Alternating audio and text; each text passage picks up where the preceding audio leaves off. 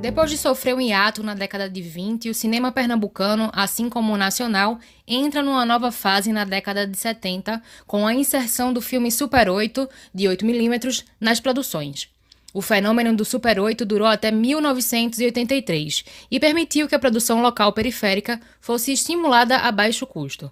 Nesse período foram produzidos documentários, ficções, filmes experimentais e outros formatos. Mas a história do cinema de animação pernambucano começa apenas em 1972, com o lançamento de Vendo Ouvindo, produzido por Fernando Spencer e Lula Gonzaga, um dos primeiros filmes do ciclo Super 8 e pioneiro no estado. A ideia dos diretores era fazer algo simples, rápido e barato. A animação consistiu em um rosto composto de olhos, bocas e orelhas que reage a sons diversos, mas sem conseguir falar. Quando finalmente a boca sinaliza o primeiro movimento de fala, uma tarja com um nome fim é colocada sobre ela. Osman Godoy foi outro diretor pioneiro a testar a bitola. Em 1969, começou a produzir filmes com rolos de 8mm. Quando Godoy deixou a Amazônia e veio para Recife, ele trouxe todo o seu material e passou a realizar sessões em sua casa. Foi em uma dessas sessões que Fernando Spencer pôde visualizar o potencial do Super 8. Osman então resolveu testar a técnica de animação pintada sobre a película, feita através de canetas de retroprojetor para desenhar sobre o filme Super 8, o que fugia totalmente dos trabalhos de ficção e documentários que vinham sendo realizados na época. O fruto dessa experiência foi o filme Puff no Cosmo das Cores, mas por não possuir conhecimento técnico e prático, no processo de criação da obra foi encontrada algumas dificuldades, como o diâmetro da ponta da caneta de projetor, que era muito grande em relação à área útil da película. A solução encontrada por Godoy foi simplificar os desenhos. Com imagens básicas e narrativa simples, logo lhe veio a ideia de contar a trajetória de um pontinho preto. Outro empecilho encontrado na construção de Puff foi a falta de referência espacial de um quadro para o outro. Mas através de uma filmagem prévia com luz estourada, o problema foi solucionado, dando origem a um filme completamente abstrato e simples, fruto do improviso e criatividade de Osman Godoy. Com um apurado senso estético, o arquiteto Valderi Soares, em 1975, produziu sozinho 5 curtas, e com isso se introduziu no ciclo da produção de animação em Pernambuco. Com traços versáteis e criativos, ele gostava de realizar experimentos visuais, utilizando a câmera Super 8 e se valendo apenas de imagens para construir a narrativa cinematográfica. Valderi não estreou no cinema apenas em 75, mas foi neste ano que todo o seu trabalho se voltou ao cinema da animação. Suas técnicas mais famosas foram time-lapse e animação 2D em papel.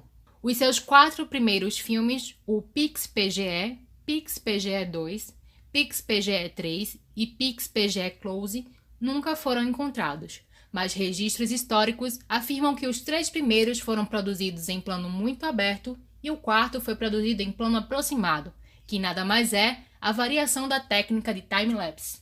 Já O Homem que Punha a Mão para Fora é uma animação 2D tradicional, com desenhos sobre papel feitos pelo próprio arquiteto. Os filmes de Valderi são importantes pela sua qualidade técnica e também pela quantidade, que representou metade da produção de animações daquele período. Em 1977, Fernando Spencer estava viajando de carro para a Bahia e teve uma ideia. Ele achou várias bonecas coloridas em uma feira de artesanato. No mesmo momento, decidiu fazer delas as protagonistas do primeiro filme de animação em stop motion de Pernambuco. Apesar de ser simples e improvisado, o filme As Corocas se Divertem foi trabalhoso de fazer. De forma autoral, Spencer filmou 7.500 quadros, colocou som e editou tudo isso sozinho. O mais importante do projeto é o visual. Sem muita profundidade, a história ficou em segundo plano. Ao som de chorinho, as bonecas de pano ficam dançando, se divertindo e interagindo com outros objetos que tomam conta da cena. Em um ponto da história, um macaco chamado Kong aparece e persegue as bonecas para ter relação sexual. Mesmo Spencer sendo um importante cineasta, o filme é carente de cuidado com foto, luz e animação, o que confirma que ele era amador na área da animação. Mas apesar das críticas, As Corocas se Divertem traz de forma clara a riqueza de símbolos e artefatos da cultura nordestina. Os filmes do Super 8 incorporaram vários formatos cinematográficos diferentes, se misturando inclusive com as artes plásticas. Paulo Brusque é um artista multimídia que desenvolveu técnicas em arte xerox na década de 70 e acabou se tornando destaque por unir as artes plásticas com o cinema experimental.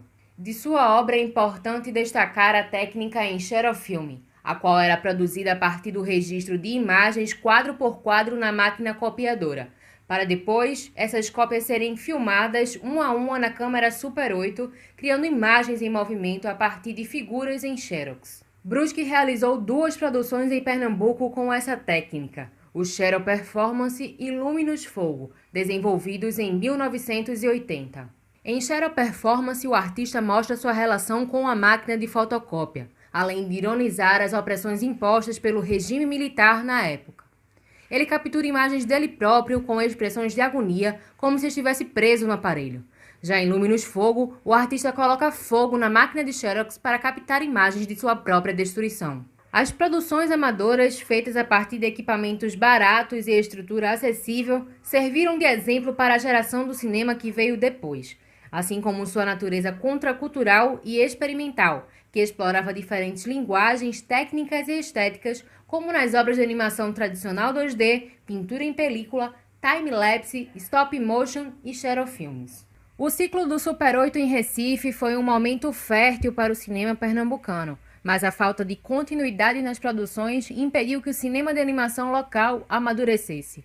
Somente em 2000 que surge uma nova geração com produções sólidas de animação digital no estado.